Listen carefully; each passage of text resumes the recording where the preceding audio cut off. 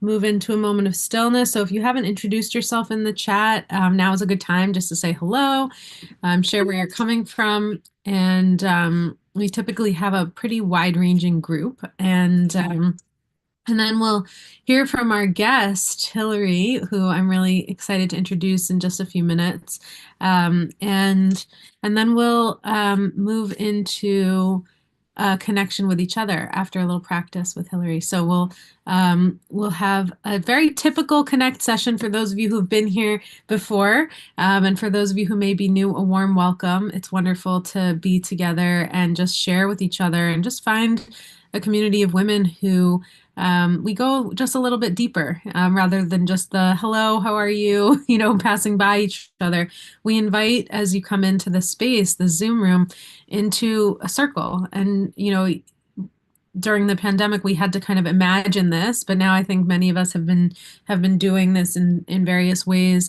But when we come into the Zoom room, we come in and as if we walk into a big circle and pull up a chair for the next person coming in, that kind of thing. So warm welcome to us all. It looks like we are coming in from all over today.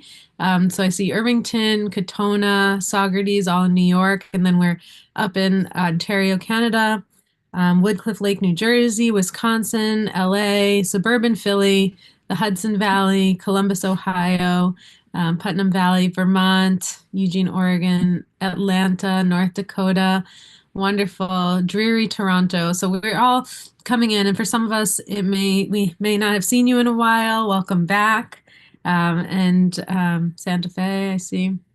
Wonderful. It's making me wish we were all together in person, but I feel that this is such a great way to be able to stay connected. So thank you all for joining and for continuing to connect. A lot of this connection is absolutely, with each other, but it's also a deeper connection with ourselves. And I think that oftentimes, especially at this end of year time, it's the checklist. What do I need to get done? What do I need to do? And what do I need to get done before the end? And when I get into that checklist mode, I completely lose my connection to myself and to what's really important and what really allows me to be fully present with myself and with everyone in my life. And I think now more than ever, we need that experience of fully showing up, not running away from anything that's going on or whatever the family members are talking about, but really fully showing up for ourselves. And then once we're fully in our bodies and fully in ourselves, we can show up for others around us. So I see New Jersey and Sweden in the chat as well. So we really are spread out, but all connected here. So a warm welcome. And we'll just move into a little moment of stillness just to land um, here, now. Speaking of that presence perspective, just allowing us to start with one tiny practice. So if you can get your feet on the ground or comfortable surface, and just feeling a sense of connection downwards into the feet, perhaps a sense of grounding. And just following the breath today, not trying to fix or change anything, but just noticing, where is the breath today? You can lower your gaze or close your eyes if that's comfortable for you.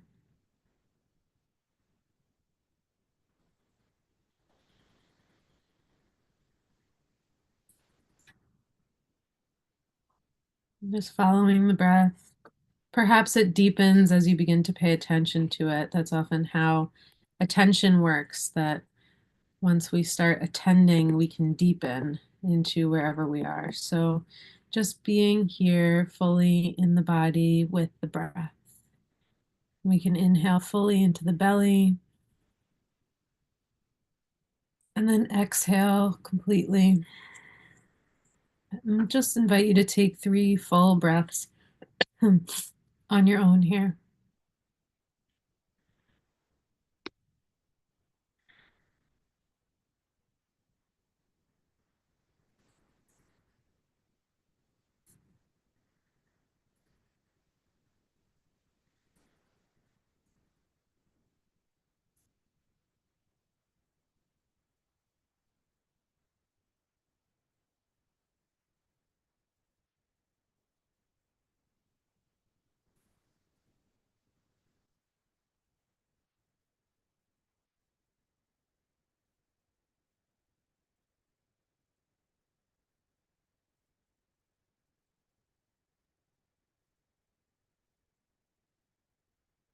when you're ready, we can just reconnect with what brought us here and maybe just give a little intention in the chat of what brought me here today.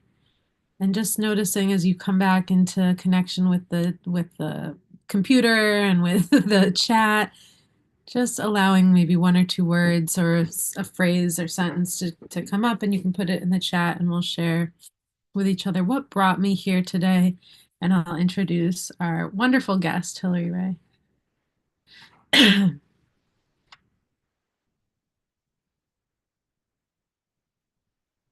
So I see love, curiosity, self-care, a desire to connect, universal connection, the need to communicate clearly, story, which is great. Today's topic is trusting your story. So wonderful. We will dive into that connection and presence. I want to tell my story, me time. I'm not entirely sure. I think that's a Swedish word. And Langton.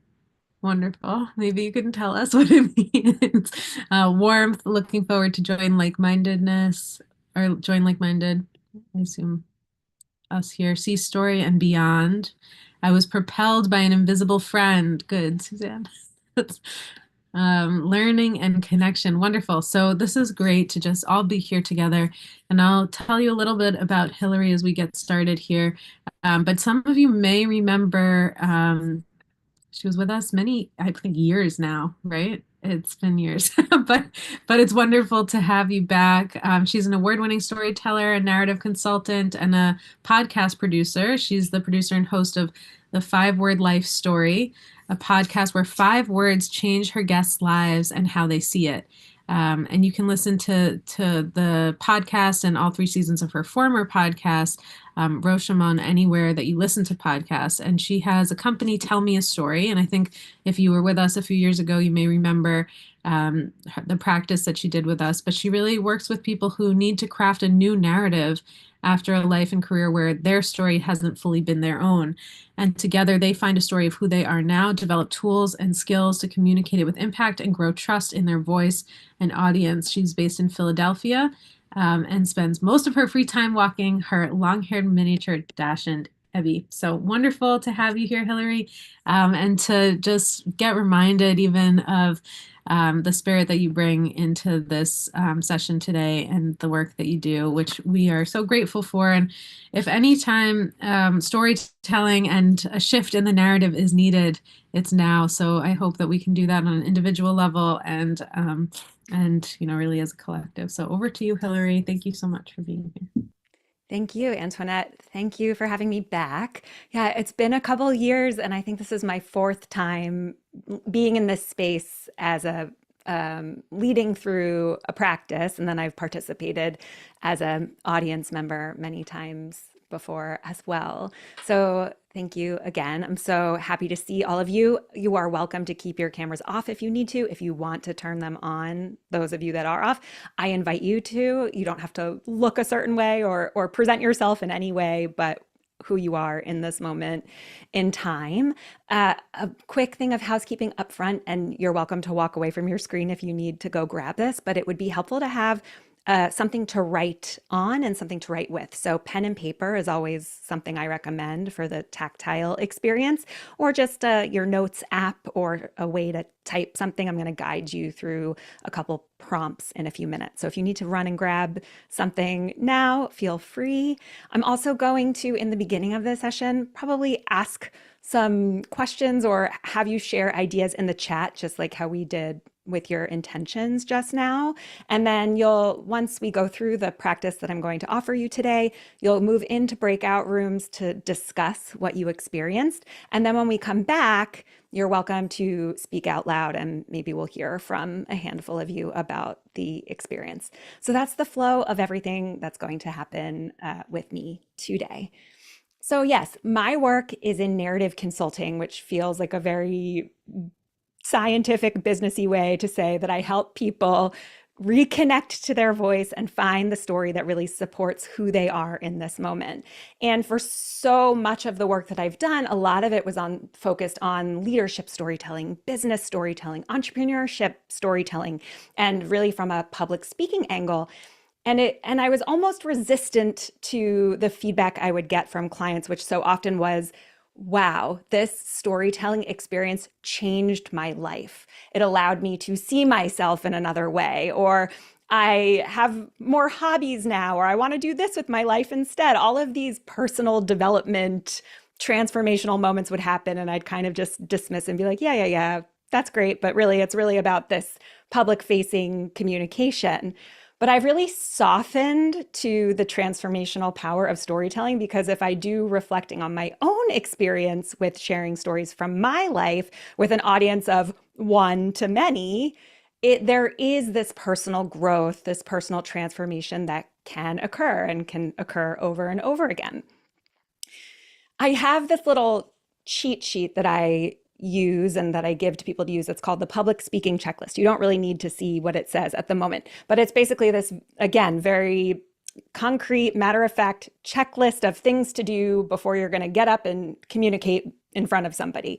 Preparation, practice, timing yourself, warming up your voice, drinking water, grounding yourself, which we all did, letting it all go in the moment. And then once you've shared, thanking yourself for a job well done. But in very tiny print on the bottom of this checklist that I have had since 2018 or so when I created it is a quote that I'm going to paste in the chat right now for all of you. And then I will speak it out loud and then we will talk about it. So this is the quote that's at the very bottom of this very official public speaking checklist. There can be no joy in trust without the risk of vulnerability, letting your true self show and experiencing others catching you, mirroring you, liking you, and letting you go when you are all there, visible, open. I've loved this quote since I first came upon it. It's from a writer, Nora Samaran. And for so long, again, with this checklist, and I see, yes, I'm happy to share a resource so that you can access the checklist yourself. But for so long with that checklist, because I was helping people communicate their stories in a really public way, I really focused on this concept of risk of vulnerability. And so often it felt like this very serious, scary, almost a negative thing, like, oh no, in order to be present, to speak in front of people, I need to be myself. And that feels really risky and unsafe. And I'm trepidatious when I have to think about doing that. And that's a lot of the conversations that I would have with people. And then somewhere there was a shift as I continued to use this quote to the phrase joy of trust. That if you trust yourself, you trust your story, what it is that you want to communicate, and you trust the audience, again, whether it's one person that's maybe intimately connected to you in some way, or many, many people, or many of which are strangers. If you trust, there's a possibility that there could be joy in that trust. And yes, it requires vulnerability, but what happens when you do that and there's joy on the other end? So ever since switching sort of my own headspace into that, I've really seen storytelling as an act of trust. It's a trust trifecta, really. It's trust in yourself, trust in your story, and trust in your audience.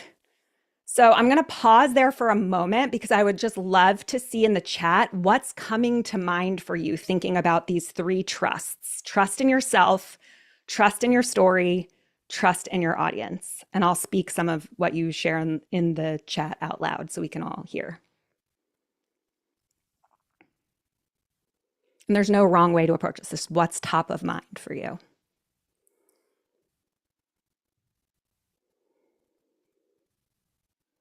Empowerment, yes.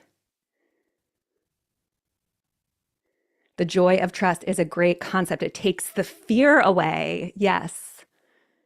You need to first know your audience, who you trust with what or might. Yes, that's true. It doesn't mean necessarily that you have to have that your story is worthy of every single person out there. It's really, yes, who can you trust? But then at the same time, challenging who can you consider trusting if you haven't yet trusted them.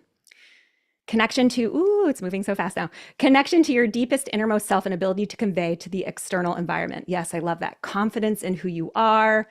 Being vulnerable can be a strength. It takes courage to be honest and truly yourself. You matter. I love this. holding both the trust with the fear, that we can do both. Yes. Trust sometimes feels like a leap of faith. Yes, it's that risk of vulnerability aspect of it. I have journaled for years, but just recently began to share, and that has made a whole different thing happen. Ooh, Jennifer, I would love to hear more about that. Maybe that's something that can be shared in the breakout rooms too. I think that it's a lot of trust at the outset. Can we start with one and build from there? I'm wondering if this is a rhetorical question or a question about starting with the being overwhelmed by the idea of three trusts. Well, the good news is we're going to focus on one of them for the practice that I'm going to offer you. Confidence without feedback, yet open, coming from the heart. Love this idea. Now, getting the fear of rejection in check is the challenge, always. The comfort in surrendering. Ooh, I love this. I love the idea of being willing to allow an audience to let us go, per the quote, as a way towards deeply trusting ourselves. Yeah, I almost think of it as that classic trust fall imagery of being yourself, communicating who you are with other people is allowing yourself to trust, to have a trust fall, really. Okay, there's so many good ones in the chat. So keep reading them, keep writing them. But I want to now zero in on one of these three trusts in the trust trifecta. And while the title of today's session is Trusting Your Story, I do believe that you need to check in with the level of trust in yourself first in order to start to trust your story. And by trusting your story, really, what is that story that I want to tell other people that represents who I am in this moment? So let's focus on that trust in self aspect for a moment. And I'd like to offer another thing that you are welcome to share in the chat, which is, what do you think your trust in self level is at the moment? Let's go for, I think numbers will be too subjective. Let's do low trust in self, medium trust in self, high trust in self. So either put the word low, the word medium, or the word high in the chat. How do you feel about your current trust in self levels? Medium, low, medium, high, medium, high, medium, medium, high, medium, medium, low, medium. I like that we're experiencing the full gamut. And again, it is kind of like a pain scale because one person's low could be another person's medium, could be another person's high. But thank you for doing a temperature check and putting these in the chat. As you can see, nobody is alone in how they feel about their certain levels of trust. Okay. So now is where I would love for you to grab that tool that you are going to use to write. So whether it's pen, pencil, paper, or a notes app, or a keyboard, whatever it is, have it handy. And we're gonna do basically a minute of free writing 3 different times, and I'll guide you through that. And what I mean by free writing is you are welcome to try to write in full sentences, but because of how short that time period is going to be, you might just want to word dump. Just put, it doesn't even have to be adjectives, any kind of word that's coming to mind for you based on the prompt that I will share out loud and in the chat. And you'll just do about a minute of free writing on that prompt, and then I'll give you the second prompt. We'll do a minute of free writing on that. And then I will give you a third prompt. We'll do a minute of free writing on that. And then I will tell you, sort of guide you about how to talk about these prompts in your breakout rooms. So everybody have something to write on and write with, I hope. So your first prompt, and I will keep time for you, and I will put this in the chat, is I want you to respond to the prompt, who was I? Who was I? So again, you can just word dump, you can write sentences, but you have just a minute, and I will tell you when your minute is up.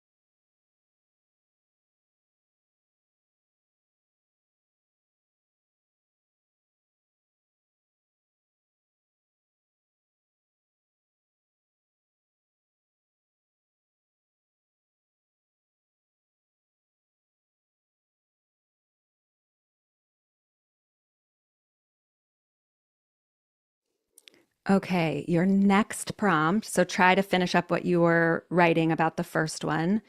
Your next prompt is, who do I want to be? Who do I want to be? You can approach the free writing brainstorming in the same way as you did the first one. You have a minute.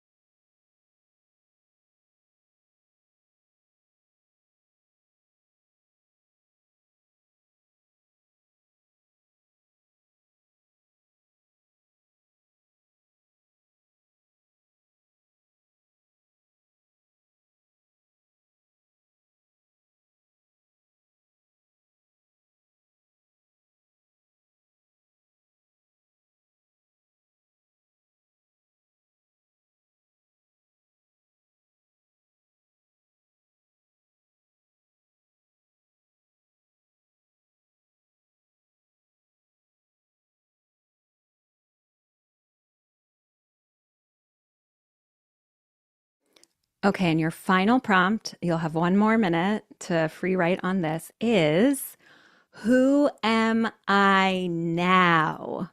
So think about it as of today, December 17th. Who am I now? You have a minute.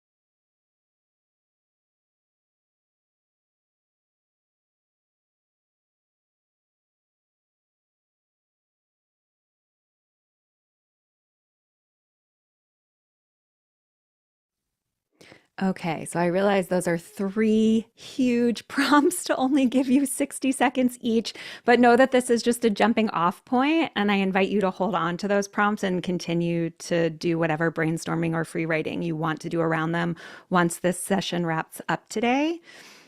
But before you head into breakout rooms, I just want to offer a switch in how you're thinking about trusting your story in this context. So I purposefully started with the prompt, who was I?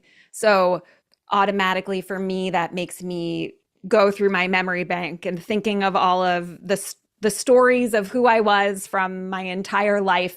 And for me and how my mind kind of initially thinks to respond, some of these things are not so great versions of who I was. And that's fine, that's okay. But then I have to think, are they true? Is this really a story I want to tell? Is this what other people think of me? It can start a doubt, self-doubt can creep in if I'm really just focused on who was I in the past, in past moments. Now, then I asked you, who do I want to be? So thinking ahead of, oh, I don't know if I'll ever get to this vision of who I want to be, or I need to get to the end of my story before I can figure out who I want to be. Or it just can feel unattainable. It can feel not grounded in reality. It can make me again question my trust in self, who I am, what do I really want, etc. I'm speaking from my own experience here, but I have a feeling some of you will sort of notice your own patterns of thought in those brainstorms. And then that third prompt, who am I now? What happens if I actually feel my feet on the ground like we did in the beginning and check in with, it could be this year, this very minute in time, but who am I in the most present moment in time? And how can I talk about myself in that way? And yes, I might still think of things from the past, and I might still think of where I want to head in the future, but I guarantee that my trust in self will increase and expand if I really focus on who I am now and trust that version of self to then trust the story that will support that version of self. So I know this is a lot of big picture conceptual storytelling thinking, but I want to offer that to you before you get sent into breakout rooms. When in the breakout rooms, I really would just love for you to share in your group any aha moments that you had from those 3 prompts, because you might have had a completely different experience than I described, and that's okay.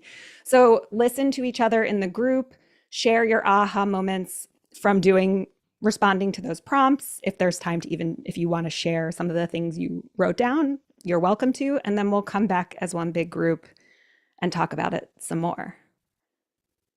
Can you add those prompts in the chat? I did, but I can add them again for sure. It was, who was I? Oh, thank you, Antoinette. And let me actually just add what I put as what you can use to guide your breakout room conversation. So I just wrote, discuss any aha moments from responding to these 3 prompts. What story do you want to tell based on these? That could be another thing that you talk about. Questions, you can put questions in the chat before we move into breakout rooms. I'll pause for a second. No questions? Okay, so yes, whenever 20 minutes breakouts? Yeah, that would be perfect. And just make sure that everyone has a chance to share, and then we'll come back as a big group. Great. Enjoy the time together, everyone. We'll see you back in 20 minutes.